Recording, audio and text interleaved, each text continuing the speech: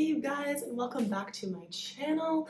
My name is Victoria Evans. I'm a science-based intuitive eating coach, and maybe you know, maybe you don't, but I live in Chiang Mai, Thailand, and I just went grocery shopping, and I thought it might be kind of fun to show you all the different kind of things that I buy when I'm grocery shopping here, especially as being someone who has recovered from bulimia, binge eating, orthorexia, anorexia, like, all the different things. So I thought this might be kind of interesting for you to see what it kind of looks like, what the types of different things I buy, as well as the cool things that you can find here. First thing, top of bag, I have dried mango. I freaking love dried mango. One of the things that I love so much about mango is that it's kind of like, it's like candy, and I know people are always like, dried food is not candy, which I know. But for me, it's one of those things that I really enjoy eating. And one of the biggest struggles that I had when I was struggling in relation with food in my body was that I would only buy foods that I really enjoyed when I was going to binge on them. There was no allowing myself to buy and eat the food, kind of just like in my regular grocery shopping. It was always like a fuck it moment of like, either I was eating super, super healthy, like buying only really clean, right, nutrient dense foods at the store, or I was buying like only like chips and chocolate and like candy and all this kind of thing. So it was like very black and white, all or nothing. So that's why it's so important for me to really actively buy the foods that I enjoy, so that I don't just end up basically binging on them later because I've restricted myself from them. Second thing I have is seaweed, seaweed paper. So this is something I tried really only since arriving here. And why I enjoy it, why I actually buy it, is because I think it's so important to be adventurous with your eating. So one of the things, again, that healed my relationship with food was getting outside of my regular, just eating the kind of the same things again and again and again. So if you're struggling in relationship with food, one of the things I urge you to do, in addition to buying actually the foods you love outside of just on the binges, but another thing I suggest you do is trying out different foods. Every time you go to the grocery store, what is something different, something new that you can buy, that you can try and eat at home, right? So we're really trying to recondition how we're enjoying our food, so it's not just eating foods that are like more pleasurable and exciting and different on a binge, but rather kind of training yourself that you can eat them in kind of everyday life. So try to go out and get different foods that you wouldn't normally get on a grocery store buy, instead of just having them when you're kind of binging. Boring things, cucumbers, carrots. If you are someone who has bought my course, or if you worked with me, I use the crowding out technique a lot. And if you don't know what I'm talking about, then I invite you to check out my course, or, reach out to me even on Instagram. I can kind of walk you through what that actually means. But especially if you're someone who struggles with binge eating and you have certain foods that you've made off limits that you're afraid to eat, I highly recommend using the crowding out technique, which, means it really helps to have more nutrient dense foods that you wouldn't kind of binge on or struggle with eating or having in the house. Again, you can drop below if you want me to do a video on the crowding out technique, but it's always good to have more nutrient dense foods to use specifically for that. Also have things like, I got papaya, delicious. What else? Oh yeah, I got these Thai sesame biscuits, similar to what I was saying. I think it's so important to try different foods, things that are exciting and different and cool.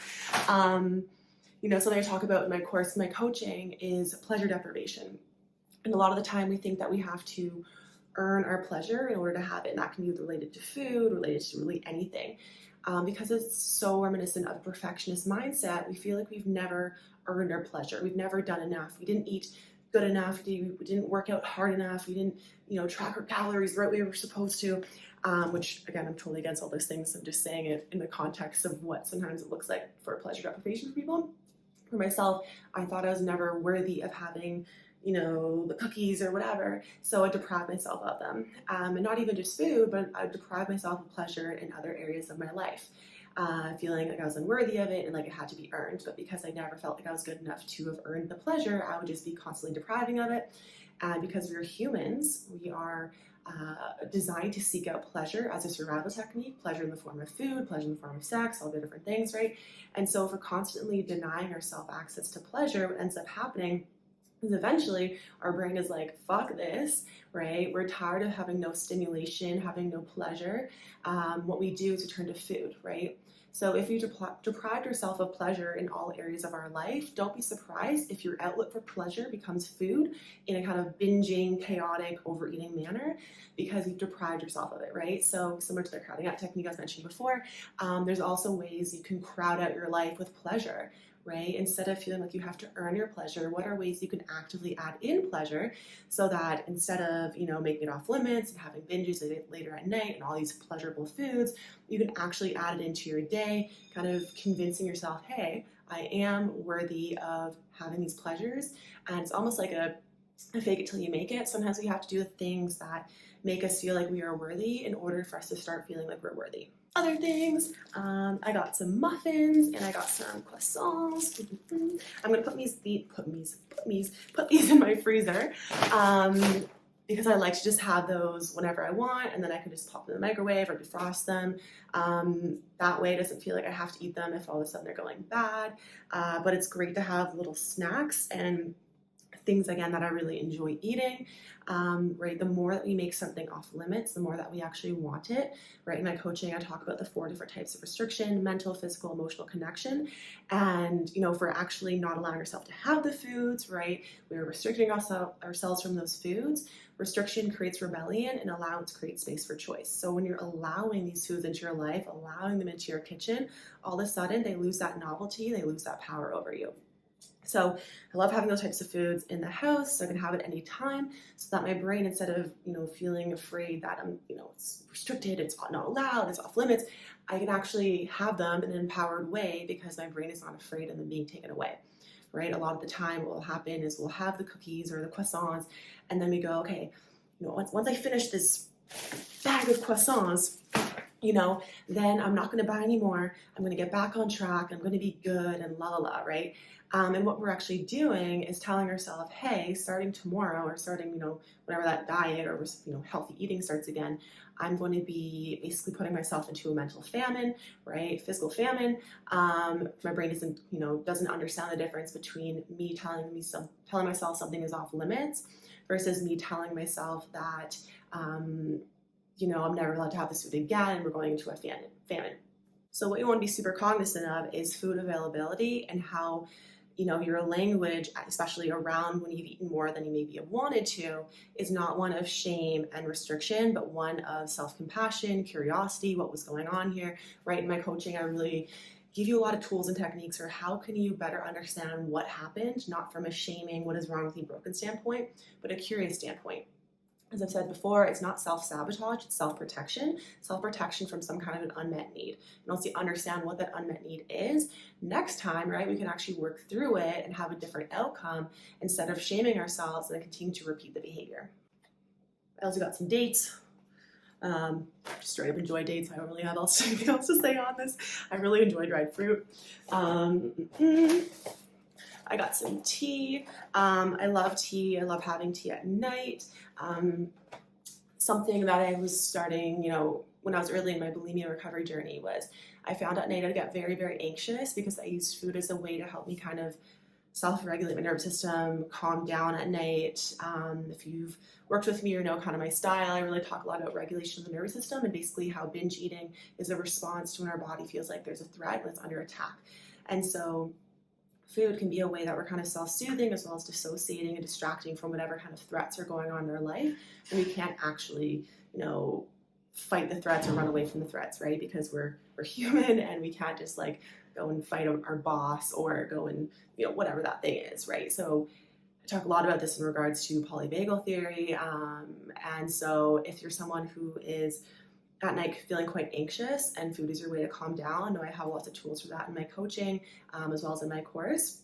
And basically one of the things you can do is kind of create a bit of a nighttime ritual to help you kind of self-regulate, self-soothe, calm down. Again, I have so many different tools for this, but tea is one of those ways where even the act of putting on the kettle and boiling it and sitting down and sipping it, it's just, you can't drink it super, super quickly. So it's kind of slowing down, decompressing from the day, and then coupled with that I have so many different tools and techniques to kind of help you further self-regulate so you can get ready for bed instead of feeling like you have that antsy on edge feeling where you have to go and eat some food. Oh yeah, similar on my thing of trying different foods, no pleasure deprivation, I got sun-dried banana with honey. Is it going to be good? Is it going to be terrible? We have no idea. But it's exciting and we're going to try it because food doesn't have to be scary, doesn't have to be off limits, doesn't have to be this horrible thing to, control and controls us. It can be fun and exciting and cool. And, living here in Thailand, there's so many different markets. And I literally just walk through and I'm like, oh, I'll try that and I'll try that and I'll try that. And this is coming from the girl who, 10 years ago, I couldn't go to a restaurant because I wouldn't be able to put into my Fitness Pal what the calories were. I would, sooner pass out from hunger than trying different foods because I found it so stress inducing, so anxiety inducing. And I've talked, my mom and I always laugh about this story when she came to visit me in Montreal and we went out for breakfast and I had a full blown mental breakdown and freak out on the waiter who had added oil to the pan in my egg white omelet. And my mom was like, she's like, I didn't realize how bad it was, but I knew at that point, like, whoa, this is a huge issue. And I remember just like staring at my mom with just darts in my eyes because she had ordered waffles like a little kid. She's like all excited, was eating them. And I was just like, oh my God, I can't believe you're eating that. And it was so judgmental. Love you, Mom. So anyways, times can change. And so one of, the meaning of this little story is that if it feels like there's no possible way that you can change your relationship with food and your behaviors, your brain is plastic, your brain is malleable, which means the more that you're doing these different tools and techniques, the more that you're incorporating all these different suggestions that I'm giving you, whether it be working with me or watching these videos or taking my course or whatever, all those different things are, incoming into your brain, right? They are helping you to think differently. They're going to fire differently on different neural pathways. It means ultimately you're going to create different behaviors. You're going to change your brain. So for me, I literally thought, keeping this stuff in my apartment was impossible. I thought I was going to be always binging and purging and struggling and all that kind of stuff if I had these types of foods that I'd normally have deemed off limits. So just know that it is possible. It can happen. I'm here to support you. Almonds, easy, simple snack. I don't know much further to say about that, but I'm all about easy, simple snacks. All right, next thing. Vegemite. I have never tried Vegemite before, and I went on a few dates with an Australian guy, and we were chatting about things he was eating growing up, and he said Vegemite. I've never tried it.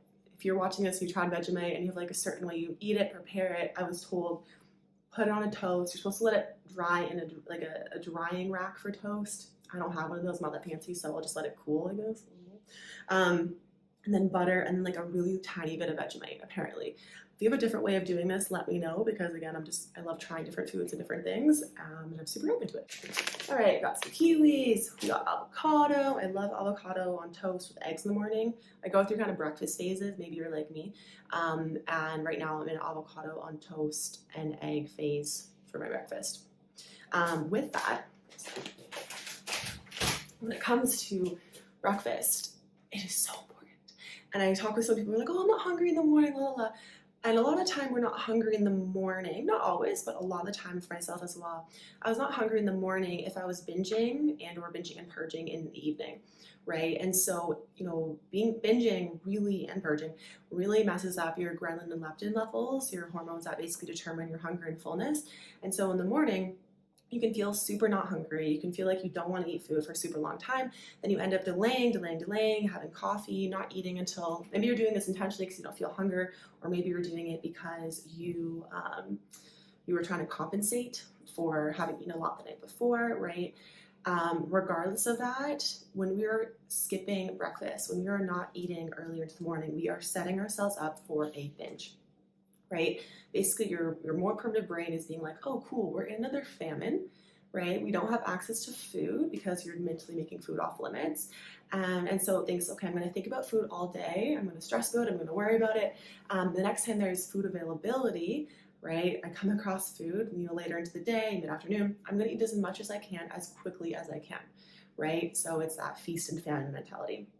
So you're basically setting yourself up to binge. So even if you're someone who you don't feel super hungry in the morning, or you don't want to eat, I urge you to have at least something, right? Have half piece of toast, if you can increase that, amazing, because you need more energy in the morning, to kind of get you into your day. Food is calories, calories are energy, right? You need energy to live. And if your energy levels are too low, your primitive brain is going to freak out, thinking that it's unsafe basically. And then what's going to basically happen is you're going to end up binging to get your energy levels back up so that your brain doesn't freak out and think that if a saber-toothed tiger were to come over the hill and kill you, you wouldn't have any energy to fight it off, right? Not having enough energy in your body is a survival threat, and your body's going to kick into survival mode. And again, that is not self-sabotage, that is self-protection from an unmet need. All right, we got potatoes. So I love making like potatoes in the oven and just like making French fries with that. Spaghetti sauce. Always good to have different meals on hand. And I don't really have too much else interesting here, but I do have an interesting comment. So hold.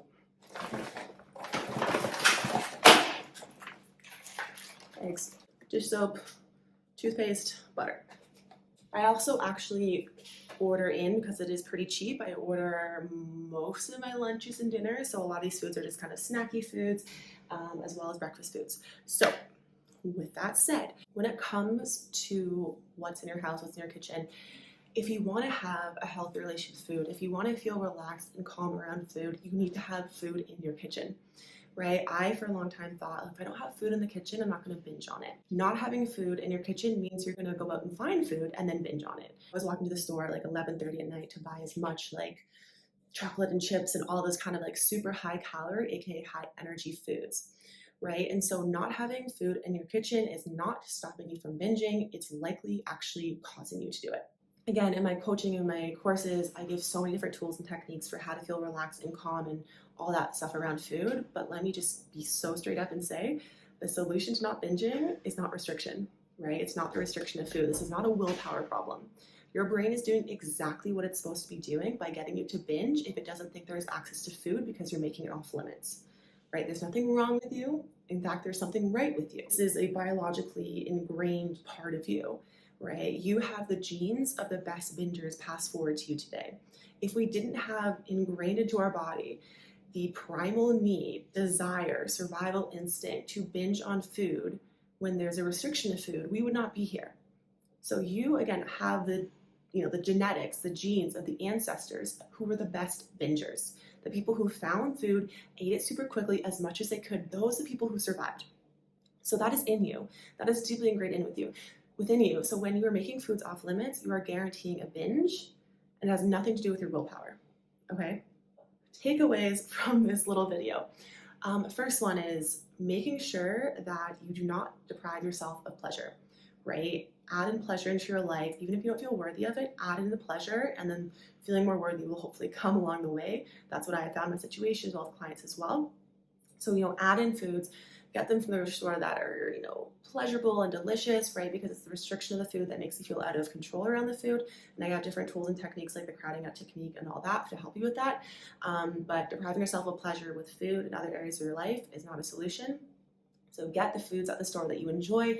Instead of having this black and white, only super healthy foods or binge foods at the store, find that middle ground, get a little bit of both, and so you can start to feel more relaxed and empowered around them. The second one is trying different things at the store, right? Make food exciting, make food enjoyable, make food, again, pleasurable. 1 and 2 is kind of winding into each other here.